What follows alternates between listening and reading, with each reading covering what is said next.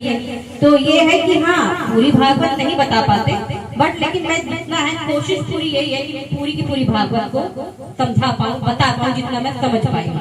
तो हम एक एक जैसे हर हफ्ते में जैसे हम बताते हैं तो वो सारी भागवत का सार ही बता रहे हैं। मैं उसमें से कुछ काट नहीं रही, बस उसको ये कि छोटे शब्दों में पेश कर दिया, बस वो चीज करके है। तो हम कहाँ पर थे कि ब्रह्मा जी सृष्टि बना रहे हैं। जब वो पहली सृष्टि बनाते हैं तो उसमें वो बना देते हैं जिस तरह के लोग वो अपने अंदर से निकालते हैं, कभी अपने मुख से, कभी अपने कान से। मुख से जब निकाले थे तो ब्राह्मण निकाले थे, सिर्फ मुख से ब्राह्मण ही निकले हुए हैं, पंडित लोग ही निकले हुए हैं, मुख से बाकी कोई और योनि नहीं निकाली गई। तो जब पहली उन्होंने निकाली थी तो उन्होंने कान से, हाथ से, बाकी अपने हिस्सों से निकाली। तो उसमें क्या हुआ कि सृष्टि में भागवत पता होने क्योंकि उसमें ना हम आज से नहीं लोग बन पाए क्योंकि उस टाइम ब्रह्मा जी ऐसे सोच रहे सृष्टि पूर्णतः भागवत पता होने क्या हुआ कि वो पहली सृष्टि में पता नहीं जान पाए। उसके बाद उन्होंने फिर दोबारा सृष्टि रची, मुझे उसमें उन्होंने ऋषियों को स्थान दिया, ऋषियों ने निकाला और सनत महाराज निकाले उसके अंदर। तो तब क्या हुआ कि उन्होंने आज्ञा करी कि भाई आप सृष्टि बढ़ाइए, मैंने आप लोगों को इसी उद्देश्य से उत्पन्न किया है। पर उन्होंने क्या किया कि उन्होंने मना कर दिया कि हम सिर्फ तपस्या में ही जाएंगे, हमारी इच्छा सिर्फ तपस्या के लिए है, हम नहीं चाहते कि हम सृष्टि बनाएं। अब ब्रह्मा जी को फिर विचार आया कि मैं क्या करूं, क्या फायदा होगा मेरा सृष्टि बनाने का, जो सृष्टि बढ़ेगी नहीं वहीं के वहीं स्टॉप हो गई। तो उन्होंने वो सृष्टि खत्म कर दिया। उसके बाद उन्होंने विचार किया, चिंता में रहे बहुत ज्यादा कि मैं क्या करूं, कैसे करूं जो ये सृष्टि का निर्माण अब मैं ऐसी करना चाहता हूँ जो सच में ही सृष्टि का उत्पन्न होते रहे, बढ़ती रहे, वृद्धि होती रहे। तब ब्रह्मा जी ने ये हमारी जो है तीसरी सृष्टि के सब है, तो तीसरी सृष्टि बनाई।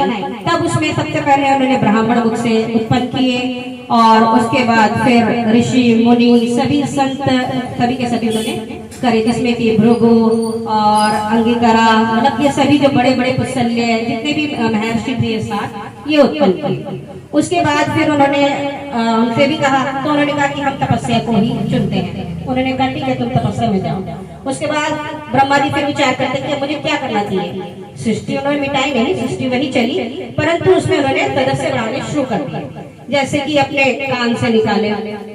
तो फिर उसमें उन्होंने क्या किया कि कुछ जैसे कि दक्ष हो गए, 10 मानस पुत्र भी उन्होंने उत्पन्न किए, जिसमें कि 10वें नारद हैं। नारद की भी हम कथा सुना चुके हैं कि उनके पूर्व जन्म की कथा क्या थी। वो दासी पुत्र थे जो कि अब वो हमेशा के लिए क्या बन गए हैं, नारद जी बन गए हैं। तो भगवान नारायण जी के लिए वो पूजनीय है। वो पूजनीय है क्यों? क्योंकि अपने परम भक्त को प्रभु बहुत ज्यादा पूजते हैं, हृदय में वास करते हैं उनके सभी के सभी भक्त। अब उन्होंने जो धीरे धीरे तब उत्पन्न करने शुरू करे तो उन्हें लगा कि भाई ये आगे तो बढ़ ही नहीं रहे, ये तो सबके सब पूजा पाठ में लगे हैं, तपस्या में लगे हैं, सृष्टि फिर रुक गई है। फिर उन्होंने ऐसे क्रोध किया, तो क्रोध के उनके बीच में से क्रोध उत्पन्न हुआ, तो उसमें एक वो बालक निकला था, वो भी मैंने बताई थी आपको कि एक वो बालक निकला था। तो उस बालक के द्वारा वो छोटा सा बालक धीरे धीरे बढ़ता हुआ जो वो बना हुआ, उसको आज्ञा करी कि आप सृष्टि रचे। उन्होंने सृष्टि रची, लेकिन एक लिमिट तक ही रखी पाए कि भाई एक संख्या होती है कि 100 से ऊपर वो नहीं कर पाए। फिर उनके बाद जो है ब्रह्मा जी को फिर चिंता हुई कि मैं क्या करूं, ये फिर सृष्टि रुक गई है। उन्होंने फिर उसके बाद जो है धीरे धीरे करके बहुत सारे जने करे, लेकिन तब भी सृष्टि नहीं रुकी। फिर उन्होंने कुशल्य और ये सभी दोबारा से वापस उन्होंने फिर ये पैदा किए, उत्पन्न किए। कुशल्य ऋषि, अंगिकरा और जैसे कि भृगु, ये सभी ऋषि जो थे 7 गण, उनको उत्पन्न किया। उनको आज्ञा करी कि अब आप सृष्टि बढ़ाइए। अब उन्होंने सृष्टि बढ़ाई। उन्होंने भी 100 पुत्र अपने आगे किए, लेकिन फिर भी सृष्टि तो नहीं बन पाती उसमें। तो फिर उसके बाद उन्हें विचार आया कि मैं क्या करूँ। ऐसा करते करते उन्होंने क्या किया कि वो विचार में बैठे हुए थे। विचार करते करते उन्होंने अचानक 2 भागों में बढ़ गए ब्रह्मा जी। अब 2 भागों में बढ़ गए, यानी 2 टुकड़े हो गए उनके। तो एक टुकड़े के वो क्या बने, मनुष्य, स्वयं मनु बने, यानी कि एक पुरुष और एक स्त्री। 2 भागों में वो बढ़ गए, एक पुरुष और एक स्त्री। स्त्री का नाम बना शत्रुपा। तो शत्रुपा जो है जिनकी हम संतानें चली जा रही हैं, ये शत्रुपा जी की ही चली जा रही है, स्वयं मनु जी की और शत्रुपा जी की। अब प्रभु ने उनको आज्ञा करी, ब्रह्मा जी ने कि जाइए आप सृष्टि का वृद्धि कीजिए। उन्होंने आज्ञा पाई और उन्होंने कहा लेकिन हमें स्थान कहाँ मिलेगा, हमें कहाँ रहने के लिए मिलेगा, हमें क्या करना होगा, हमें ये सब आप आदेश करें। उन्होंने कहा कि ठीक है, मैं तुम्हें एक पृथ्वी नामक जगह देता हूँ, आप पृथ्वी पर जाइए और आप वहाँ पर संतान वृद्धि कीजिए और आपके लिए खाने पीने के लिए वहाँ सब कुछ उपलब्ध होगा। तो पहले क्या खाया करते थे, फल फूल कंदमूल यही खाया करते थे। तो उसके बाद और साथ में ये भी खाया करते थे कि जो कि हिंसात्मक होता था, यानी कि पशुओं का वध करके उसको भी लोग कच्चा मांस के खाया करते थे। पहले तो अग्नि की समस्या थी, किसी को पता नहीं था कि हमें अग्नि कैसे उत्पन्न करी जाएगी। अब शत्रुघ्न और स्वयं मनु जो हुए वो पृथ्वी पर आए और उन्होंने अपनी सृष्टि स्टार्ट करी। उनके 5 संतानें हुई। 5 संतानों में 2 पुत्र हुए, तानपद और प्रियव्रत, और जो 3 पुत्रियां हुई उसमें आकुति, देवहूति, प्रसूति।